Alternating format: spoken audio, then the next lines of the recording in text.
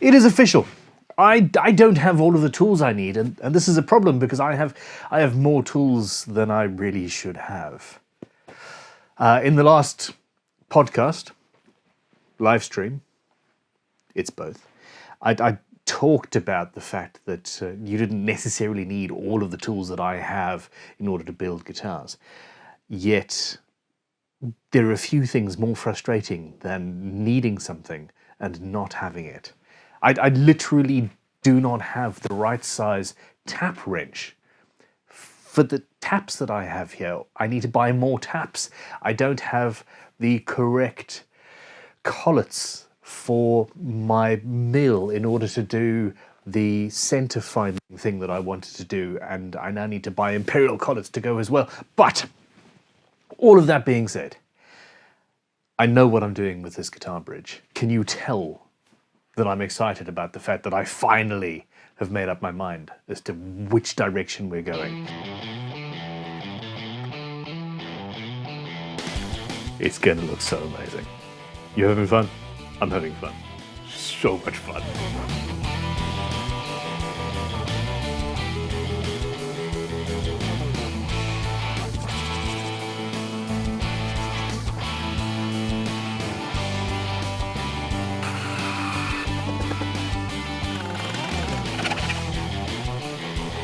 Ta-da!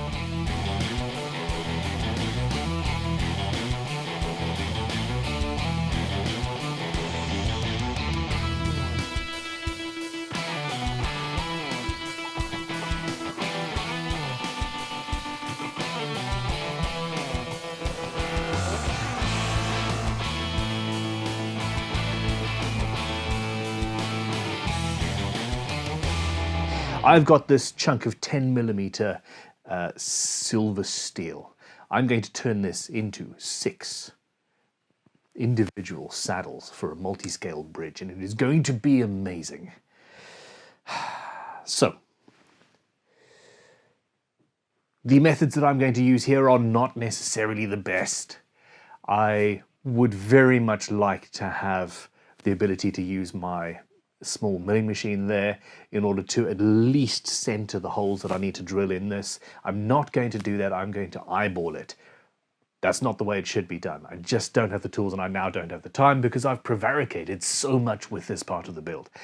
I am going to be using my Myford ML7 engineer's lathe. I've just looked over and I've left the chuck key in the chuck and I should be shot. Holy hoo-ha, I'm a naughty man. Okay, so yeah, I'm going to be hand drilling, hand tapping, cutting, doing a little bit of turning on the lathe, and we'll end up with something, I hope, pretty awesome. So, well, welcome to Crimson Guitars. Welcome to my home studio. And welcome to a custom, multi-scale guitar bridge build of awesomeness. I hope. Burn it. Haha! Yay! So the first thing to do is face off the ends and make sure we are nice and square.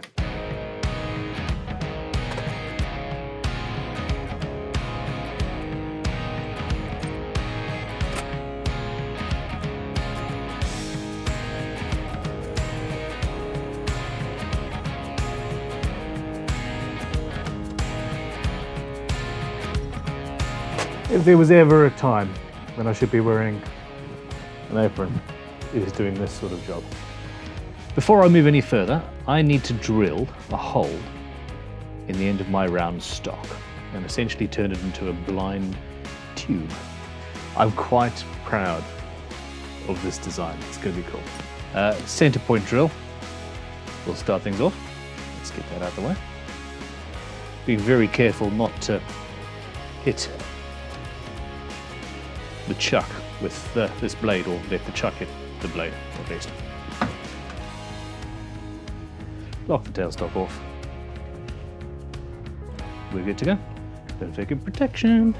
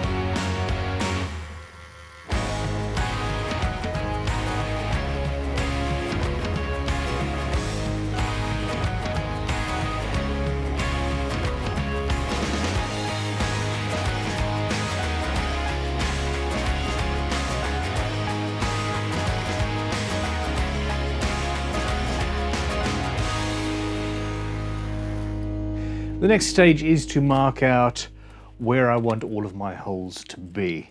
First one is a through hole, and that's going to be the pivot point. So this saddle will be able to itself move up and down if we want, or the height adjustment could be, the height adjustment of the strings could be the string sitting on a grub screw. In this case, we're going with the grub screw underneath the string, but that is only because I can't really be bothered to inlay a piece of metal underneath onto which the grub screw would push. Either option is valid. So, well, calipers are your friend, my friend.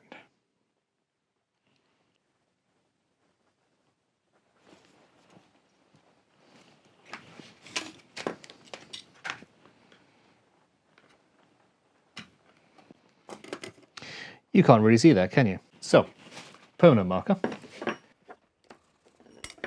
And we're doing both ends at the same time.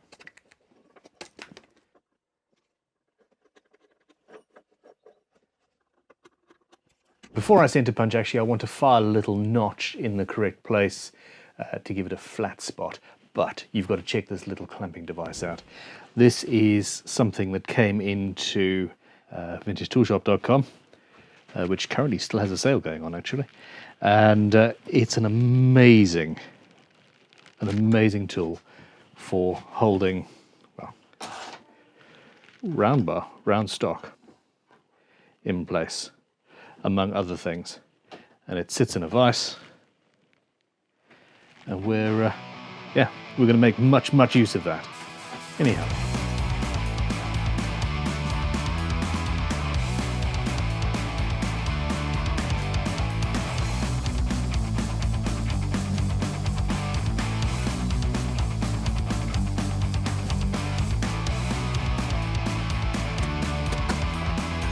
I could do with a proper engineer's drill, pillar drill press, but for the moment I'm going to use my Record Power DP58P, which I love and adore, and I'm going to have to be very careful about removing metal shavings from it once I'm done. There we go. So if all is well, that is square, it's not quite centered. This is the sort of thing that I would need to do, I would prefer to do with a machine that had a more substantial, well, everything is wrong with this. It's not as precise as I would like, but we're getting there. I'm going to get some more tools. Woohoo!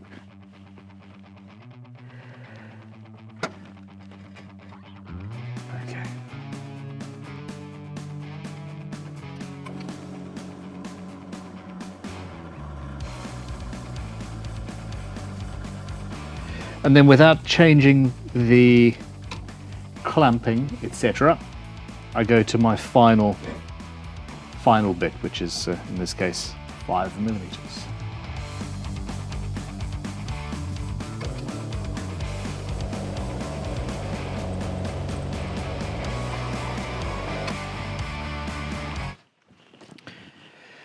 Okay, a little bit of tidying up. Now, I am not worrying about the odd little dent and scratch in these. The final finish is going to be rustic, much like on Shred herself. Rustic. I'm not after perfection. Anyhow. Now, these holes are at right angles to everything else that we need to do. And with that through there, and in our little holding jig, that handle holds it square. You can't see from there, can you? Cameraman.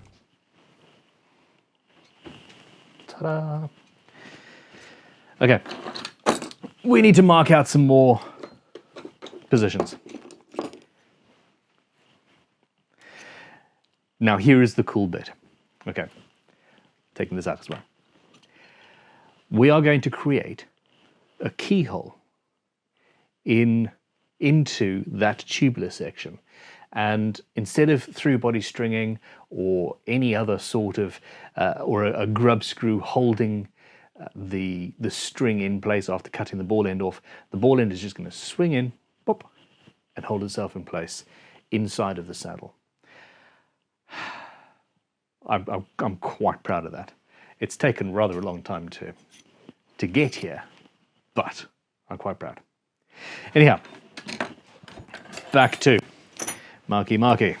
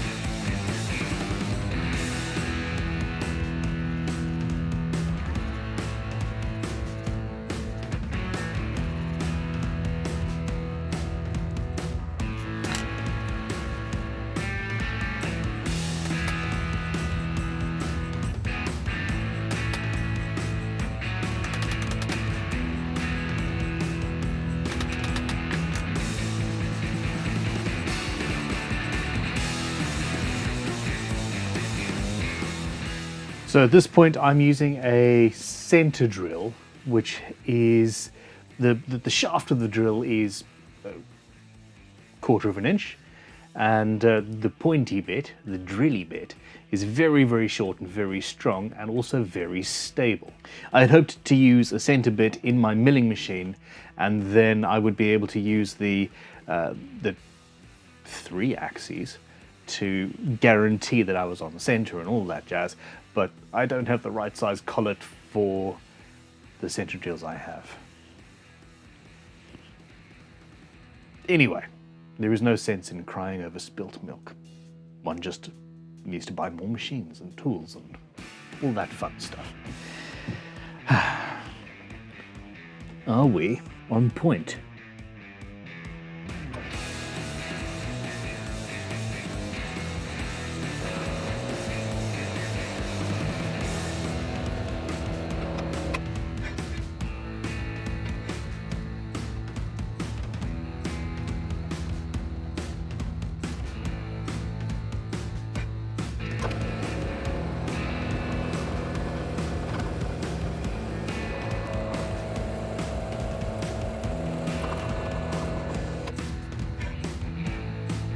Onto a slightly larger drill bit that's going to be tapped with an M4 grub screw. And this is going straight through solid steel, so cutting fluid is required.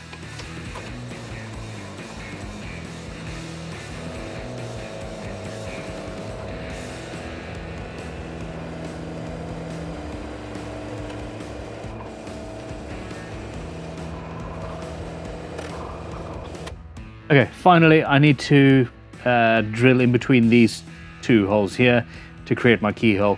I'll file and engrave the rest of the material away.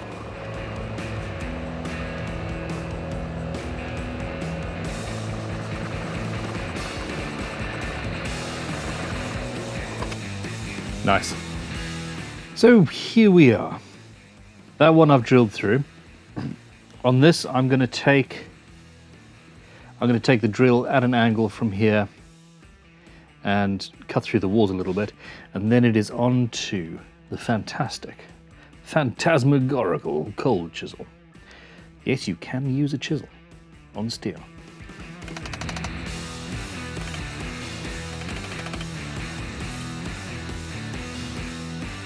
Okay, and once we've got the worst of that gone, it's just a case of a little file. I've got a smooth back on one side, so I'm not filing into this area. Just tidy it up. And the end of the file is going into the tubey bit. I'm replete with technical jargon today, aren't I?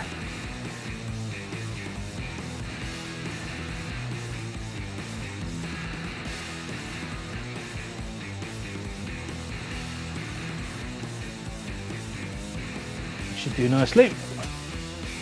There we go. Et voila. Now, some oil. 3-in-1 will work. This is cutting fluid. That's a 3.5mm hole, and this is an M4 tap. And it would be just horrible to break it off at this stage. So gently forward for half a turn, back for a quarter, and I'm just paying attention to what this tool is doing in my hand.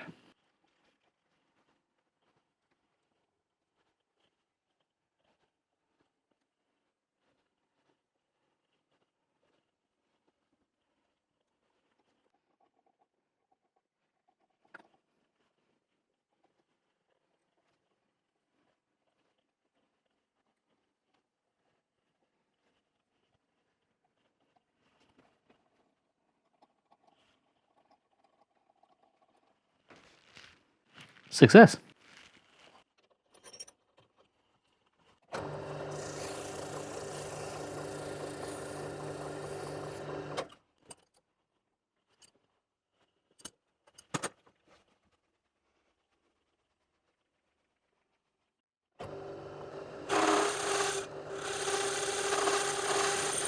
This is the most embarrassing part. I have got no clue where my parting off tool is. I'm going to have to use a hacksaw. I mean, well, what can you do?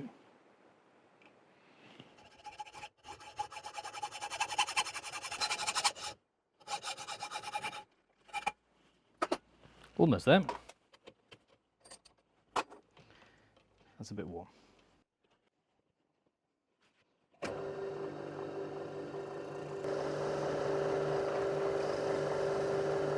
Well, that's part way there. I've now got this 5mm chunk of steel, and that's going to act as the pivot, but also the threaded area that allows me to move backwards and forwards. So essentially, I need to cut off tiny little 10mm sections and then bang through the center of that, make an M3 tap. My lovely little jig, mark out 5mm from the end, do a center point, drill, tap, cut, install, repeat 6 times.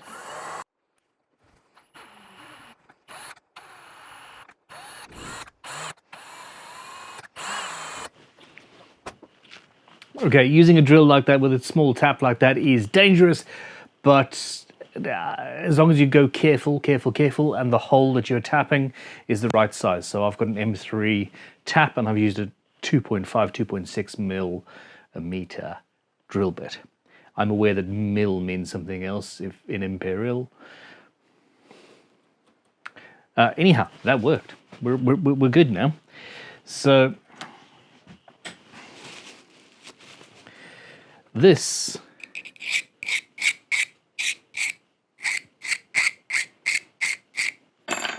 just needs to be cut to the right length. And here's a little bolt. In you go.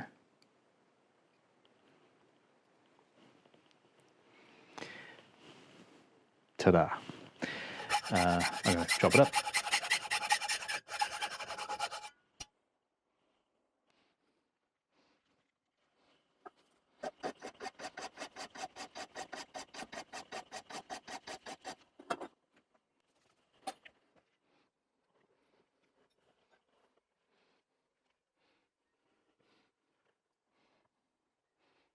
Okay, so there's going to be a spring in here that keeps it centered, and I need to make that a little bit shorter. So that's going to have a little bit of filing down. Hold on, let's get a Allen key in there. Hold on. Allen key.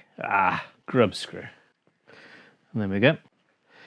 So I'm going to have to cut a notch for the strings, but that's my height adjustment. The alternative is to push it all the way through, and then it'll push the saddle up. So the saddle will go up like that, if required. On this guitar, that's not the way it's going to work, though. We have a bridge, and when it's under tension, that'll sit like that, which is super cool. Not quite there, though. Not yet. I need more metal. A lot of it's rusty.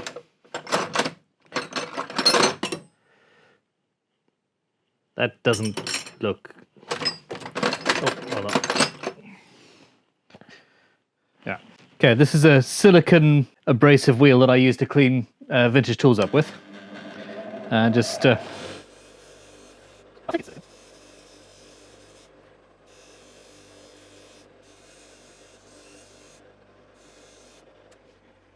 So the same old thing. Essentially, I'm going to cut off a 30mm long section of this, which means that's not going to be long enough to do all 6.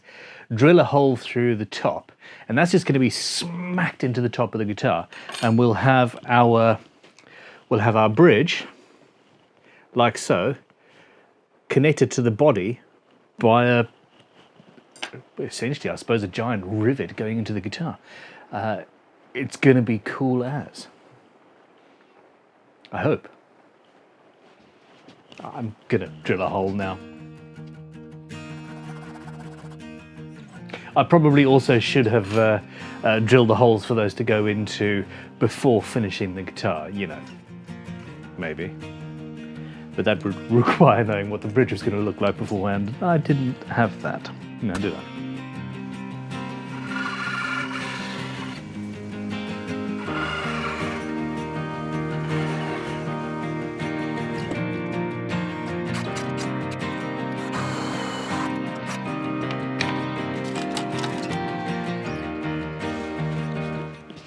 What do you think? We're going to work? Are we going to work? Is it going to work?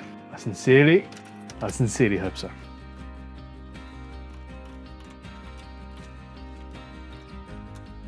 Yeah.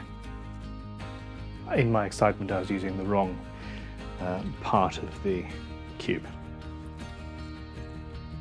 Right, straight string pull. Absolutely essential, isn't it? Not really, but a nut is.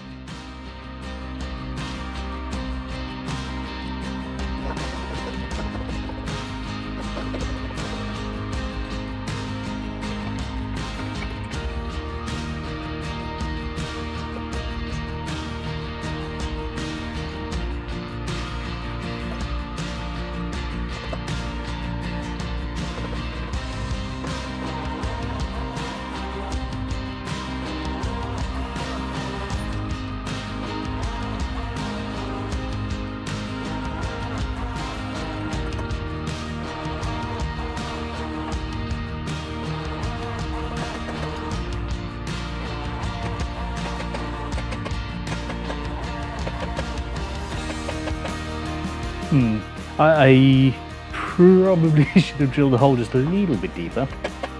Oh no, we're okay. We're okay. Phew. That's not going to want to come out too easily. Because it's got the hole, I could put a handle in and twist it out. But essentially, the bit of metal is 1/4 of an inch, which is 6.35mm, and I've drilled a 6mm hole. I need to find a spring, don't I? For the longest part of this process, it has not been fun. I like wood, I like working with wood, I enjoy everything about it.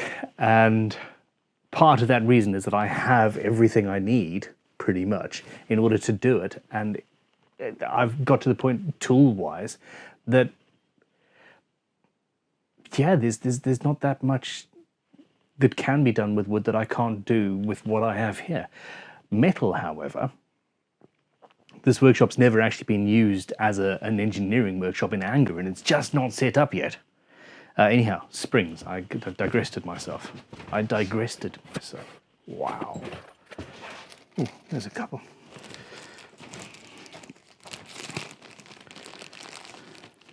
Ah, 3 springs, 2 of them stuck together for life and 1 free, and I picked the free one. Okay, a bit too long.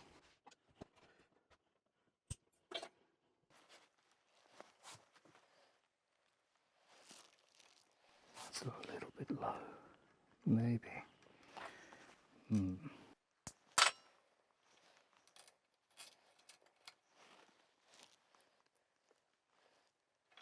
Oh no, there we go.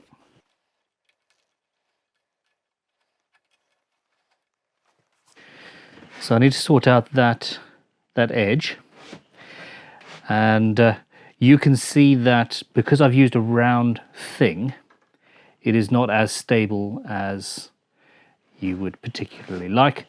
And I have thought of this. I'm going to have on either side, the central ones are going to be held in place by each other, and on either side of the bridge I'm going to have a small bit of metal just bolted into the top, maybe a rectangle, I'm not entirely sure yet, but that'll just sit there and stop it from twisting, because yeah, it needs that, doesn't it? I forgot I would need my string slot.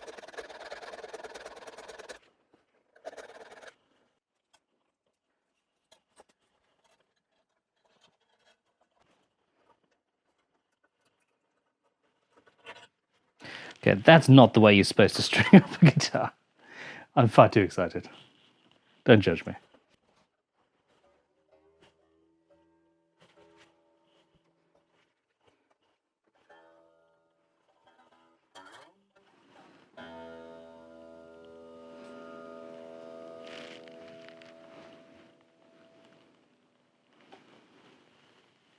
We even got a straight string pull. Okay. So we have our pivot. We have the strength of a 6mm steel bar going through. The saddle itself is 10mm wide, which gives us the correct string spacing for a standard bridge.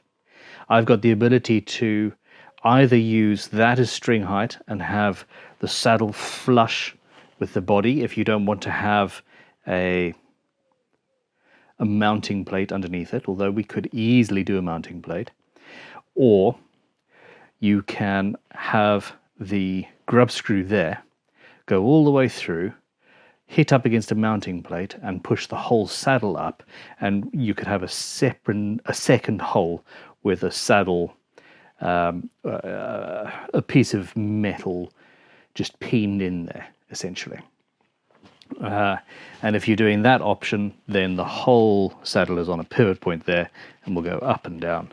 And you've got your height, you've got your scale length, and, well, it's a single string saddle that looks pretty dang cool.